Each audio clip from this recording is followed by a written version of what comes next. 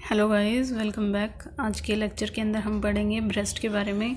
Breast आपका female reproductive system का accessory organ है। ठीक है, ब्रेस्ट को आप मेमरी ग्लैंड्स भी बोलते हो। और जो ब्रेस्ट है वो किसकी मॉडिफिकेशन है या वो कैसी मेमरी ग्लैंड बोला अभी आपने, ठीक है, तो वो जो ग्लैंड है मेमरी ग्लैंड वो किसकी मॉडिफिकेशन है? वो आपकी सेबेशियस ऑयल ग्लैंड की मॉडिफिकेशन है। ठीक है, जो आपकी ब्रेस्ट है, नेक्स्ट आपको उसकी लोकेशन का पता होना चाहिए। ठीक है, ये आपकी स्ट्रक्चर दिखा रखी है ब्रेस्ट की, इसके अंदर क्या क्या मॉलिक्यूल्स पाए जाते हैं वो सारी चीज़ें। तो अगर आपसे लोकेशन पूछी जाए तो आपकी जो ब्रेस्ट है वो 2nd से 5th इंटरकोस्टल स्पेस तक प्रेजेंट होती है। ठीक है, अब एक है आपकी ब्रेस्ट की मसल और एक है लिगामेंट, ठीक है, जो इम्पोर्टेंट है, तो आपको ये पता होना चाहिए। पेक्टोरेलिस मेजर जो मसल है ये ब्रेस्ट को होल्ड करके रखती है पोजीशन में। ठीक है, 2nd to 5th तक ये मसल आपकी होती है ब्रेस्ट की, पेक्टोरेलिस मेजर मसल। और एक चीज़ है कूपर्स लिगामेंट, ये भी आपका कहाँ प्रेजेंट होता है? ब्रेस्ट के अंदर प्रेजेंट होता है। ये क्या करता है? Maintain the position of breast. ठीक है, ये आपकी ब्रेस्ट की पोजीशन को मेंटेन करके रखता है। अगर आपसे फॉर्मेशन पूछी जाए, फॉर्मेशन ऑफ ब्रेस्ट किससे हुई है, तो वो ग्लैंडुलर एडिपोज टिश्यू से हुई है। ठीक है, अभी आपने इसकी इंटरनल स्ट्रक्चर के बारे में पता करना है कि ब्रेस्ट के अंदर क्या क्या स्ट्रक्चर पाई जाती है। देखिए, जो भी चीज़ें हैं, ये आपकी ब्रेस्ट दिखा रखी है आपको। ठीक है, ये फैट लेयर दिखा रखी है यहाँ सारी, ये क्या है? फैट लेयर है। उसके बाद दिखा रखे हैं आपको लोब्यूल्स। ठीक है, ये मेजर क्या है? लोब्यूल्स हैं। एक ब्रेस्ट के अंदर 20 तक लोब्यूल हो सकते हैं, 10 to 20 लोब्यूल्स हो सकते हैं ये। ठीक है, उन लोब्यूल्स के बाद आपको दिखा रखा है लेक्टिफेरस साइनस। ठीक है, ये लोब्यूल्स जिसमें मतलब ये किसके अंदर ओपन हो रहे हैं आपके, वो साइनस दिखा रखे हैं आपको। कनेक्टिव टिश्यू दिखा रखा है डायग्राम के अंदर। ठीक है, ये जो डार्कनिंग एरिया है इसको क्या बोलते हैं? एरियोला ऑफ निप्पल बोलते हैं। ठीक है, कुछ डक्ट दिखा रखी हैं, ये इनको लेक्टिफेरस डक्ट बोलते हैं। ठीक है, तो ये था डायग्राम। अब देखिए इसकी थ्योरी आपने कैसे लिखनी है। अपने वही थोड़ा बहुत डायग्राम बनाना है रफली सा। जैसे ये लोब्स दिखा रखी हैं सबसे पहले मैंने, तो एक ब्रेस्ट के अंदर 10 to 20 लोब्स प्रेजेंट होती हैं। वो लोब्स आगे जाके किस में कन्वर्ट होती हैं? लोब्यूल में, छोटे छोटे लोब्यूल में। लोब्यूल कितने होते हैं? 100 to 120 तक लोब्यूल हो सकते हैं। लोब्यूल्स आगे जाके ओपन होते हैं एल्वेलाइज में। ठीक है, एल्वेलाइज क्या करती हैं? ब्रेस्ट मिल्क की फॉर्मेशन करती हैं। Alveoli are the site where the breast milk is formed. ठीक है, ये एल्वेलाइज आपकी ओपन होती है लेक्टिफेरस डक्ट में। ये जो आपको डक्ट दिखा रखी है, ठीक है, लेक्टिफेरस डक्ट के अंदर। ये डक्ट है आपकी डायरेक्ट निप्पल में ओपन नहीं होती है। ठीक है, लेक्टिफेरस डक्ट कितनी हो सकती हैं आपकी? 10 to 12 हो सकती हैं।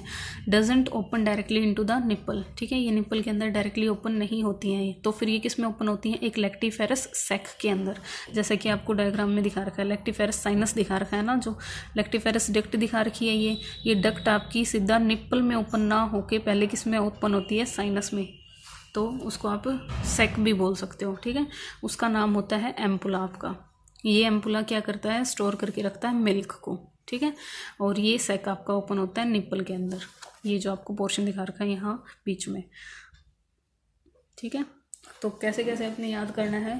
पहले क्या है? 10 से 20 लोब्स होती हैं। वो लोब्स आपकी कन्वर्ट होती हैं लोब्यूल में, छोटे छोटे लोब्यूल में। वो आपके 100 से 200 तक हो सकते हैं।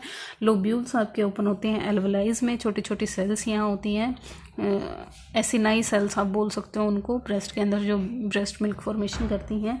ये एल्वेलाइज आपकी ओपन होती है लेक्टिफेरस डक्ट के अंदर। ये डक्ट आपकी ओपन होती है लेक्टिफेरस साइनस के अंदर। ये साइनस आपका ओपन होता है निप्पल के अंदर, जहाँ से मिल्क रिलीज होता है। ठीक है, तो ये प्रोसेस है मिल्क के बाहर आने की। अब आपसे पूछा जाए कि ब्रेस्ट मिल्क फॉर्मेशन किस हार्मोन की प्रेजेंस में होती है, तो वो प्रोलैक्टिन हार्मोन की प्रेजेंस में होती है।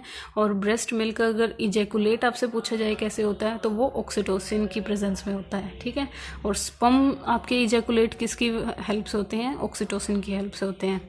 ठीक है, नेक्स्ट जो क्वेश्चन आपसे 1 नंबर में पूछा जा सकता है वो है maximum receptor of oxytocin. Oxytocin के मैक्सिमम रिसेप्टर्स आपको कहाँ देखने को मिलेंगे? यूट्रस के फंडस पार्ट पे और ब्रेस्ट के ऊपर। ठीक है, यही 2 ऐसे साइट्स हैं जहाँ पे आपको क्या देखने को मिल सकता है? ये ऑक्सीटोसिन के ज़्यादा रिसेप्टर्स आपको देखने को मिलेंगे। ठीक है, तो यही अपने ब्रेस्ट के बारे में लिखना है। ठीक है, इसकी स्ट्रक्चर को आपने डिस्क्राइब करना है, डायग्राम बनाना है, और आगे चीज़ें हैं ब्लड सप्लाई और लिम्फ ड्रेनेज और नर्व सप्लाई। तो आपकी जो ब्रेस्ट है उनको सप्लाई कौन करता है, ब्लड कौन सप्लाई करता है, एक्सिलरी आर्टरी, ठीक है। और इंटरनल मेमोरी आर्टरी भी है, इंटरकोस्टल आर्टरीज भी हैं, ये सारी आपको ब्लड सप्लाई देती हैं आपकी ब्रेस्ट को। वीनस ड्रेनेज कौन करके लाई जाएगा, एक्सिलरी वेन और मेमोरी वेन्स, ठीक है। लिम्फ ड्रेनेज कौन देगा आपका, एक्सिलरी जो लिम्फ वेसल हैं वो, और एक्सिला के पास जो नोड्स हैं वो, ठीक है। नर्व सप्लाई आपकी कौन प्रोवाइड करता है, यहाँ पे 4th 5th 6th thoracic nerve है जो नर्व सप्लाई आपकी ब्रेस्ट के पास लेके जाती है। फंक्शन अगर आपसे ब्रेस्ट के पूछे जाएं तो आप क्या कहोगे कि जो ब्रेस्ट हैं वो एक्टिव होती हैं during the late pregnancy stage, ठीक है। लेट प्रेगनेंसी में ये एक्टिव होती हैं या फिर आफ्टर चाइल्ड बर्थ होती है। इनका काम क्या है, मिल्क की प्रोडक्शन करना, ताकि बच्चे को क्या मिल सके, मिल्क मिल सके। तो ये था आपका